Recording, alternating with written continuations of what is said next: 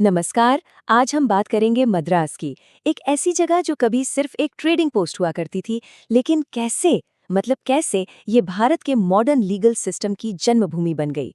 चलिए पता लगाते हैं। 1639 से 1726 तक के इस पूरे सफर को हम 3 हिस्सों में देख सकते हैं। हर दौर जुडिशल सिस्टम के बनने में एक बहुत बड़ा कदम था। तो चलिए इस दिलचस्प कहानी को शुरू से समझते हैं। आज हम इस कहानी को 6 हिस्सों में देखेंगे।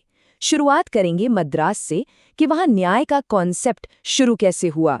फिर देखेंगे पहले और दूसरे फेज को, अनौपचारिक से औपचारिक तक का सफर। फिर बात करेंगे उस दौर के क्राइम और सजाओं की जो काफी पक्षपाती की। और आखिर में हम समझेंगे कि इस दौर ने पीछे क्या छोड़ा, इसकी लेगेसी क्या है। तो कहानी शुरू होती है 1639 से। ईस्ट इंडिया कंपनी ने मद्रास को हासिल किया, लेकिन उनका मकसद सिर्फ व्यापार करना नहीं था, वो यहाँ पर हुकूमत करना चाहते थे। और जब आप हुकूमत करते हैं तो आपको एक कानूनी ढांचा चाहिए होता है। बस यहीं से सब कुछ शुरू हुआ। शुरुआती सालों में जस्टिस का मतलब आज जैसा नहीं था। कोई बड़े बड़े कानून नहीं थे। असल मकसद तो बस एक ही था, बिजनेस के लिए डिसिप्लिन बनाए रखना। और इसी सोच ने एक बड़ी ही, कह सकते हैं, अजीब सी व्यवस्था को जन्म दिया। और ये पॉइंट समझना बहुत जरूरी है। उस टाइम कोई अलग से इंडिपेंडेंट कोर्ट नहीं था। सब कुछ एक ही जगह से कंट्रोल होता था। गवर्नर और उसकी काउंसिल, वही जज थे, वही जूरी और वही एग्जीक्यूटिव। मतलब सारी पावर एक ही हाथ में। शुरू से ही न्याय के 2 चेहरे थे। एक साफ साफ बंटवारा, अगर मामला किसी भारतीय का है तो कंपनी के नियम और लोकल रीति रिवाजों से काम चल जाता था। लेकिन अगर मामला किसी अंग्रेज का है तो उनके लिए अपनी अंग्रेजी परंपराएं और नियम लागू होते थे। बिल्कुल अलग अलग सिस्टम। अब आता है कहानी में एक बड़ा ट्विस्ट। दूसरे फेज में इंग्लैंड के राजा ने कंपनी को ऑफिशियली शासन करने का अधिकार दे दिया। और इस एक कदम ने, आप समझिए, पूरे खेल के नियम ही बदल दिए।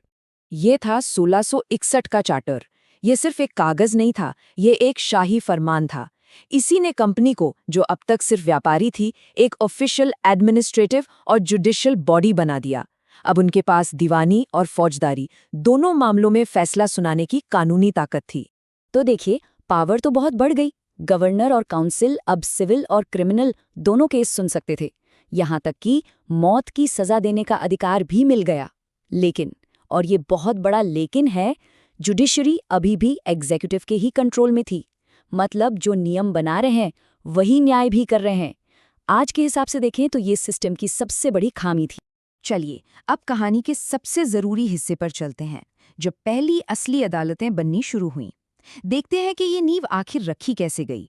तो मद्रास की पहली प्रॉपर कोर्ट थी एडमिरल्टी कोर्ट। इसका काम क्या था? जैसा नाम से ही पता चलता है, समुद्री मामले देखना। देखिए, कंपनी का पूरा बिजनेस ही समंदर पर टिका था, तो समुद्री डाकुओं से निपटना, व्यापार के झगड़े सुलझाना, ये सब उनके लिए सबसे जरूरी था। इसीलिए ये कोर्ट सबसे पहले बनी। अब समंदर के मामले तो सुलझ गए, तो जमीन का क्या? तो अगला कदम था मेयर कोर्ट बनाना। ये कोर्ट जमीन पर होने वाले सिविल मामलों को देखती थी। इसने जुडिशियल सिस्टम में एक और लेयर जोड़ दी, उसे और मजबूत बनाया। तो अगर हम इस पूरे प्रोसेस को देखें तो ये एक स्वतंत्र न्यायपालिका की तरफ पहला, छोटा सा ही सही, पर बहुत जरूरी कदम था। पहले क्या था? गवर्नर और काउंसिल ही सब कुछ थे। फिर मेयर कोर्ट बनी, जो एक अलग बॉडी थी। यहीं से पहली बार पावर को अलग अलग करने की सोच शुरू हुई, जो आज मॉडर्न कानून का बेस है। ठीक है, तो हमने स्ट्रक्चर तो समझ लिया, लेकिन कागज पर बने नियम और असलियत में बहुत फर्क होता है। आम लोगों के लिए न्याय का मतलब क्या था? चलिए उस दौर के क्राइम और सजाओं पर एक नजर डालते हैं। उस समय के आम जुर्म क्या थे? चोरी, धोखाधड़ी, मर्डर और हाँ, समुद्री डकैती जैसे क्राइम। ये लिस्ट खुद बताती है कि मद्रास एक बिजी पोर्ट सिटी था, जहां सारा फोकस कॉमर्स और कंट्रोल पर ही था। और ये टेबल उस दौर की पूरी कहानी बयान कर देती है। सिस्टम में कितना गहरा भेदभाव था। एक ही जुर्म के लिए, जैसे चोरी, एक भारतीय को कोड़े और जेल मिलती थी, वहीं एक यूरोपियन को बस जुर्माना या डांट फटकार लगाकर छोड़ दिया जाता था। ये दोहरा मापदंड बिल्कुल साफ था। कहा जाता है कि सजा कठोर और उदाहरणात्मक होती थी। इसका मतलब ये है कि सिस्टम का मकसद सिर्फ इंसाफ करना नहीं था, बल्कि एक मिसाल कायम करना था। सजा इतनी सख्त दी जाती थी कि दूसरे लोग डरें और कंपनी का कंट्रोल बना रहे। तो इस पूरे 87 साल के सफर का सार क्या है, इसकी विरासत क्या है? इन 87 सालों में मद्रास का लीगल सिस्टम कहाँ से कहाँ पहुँच गया।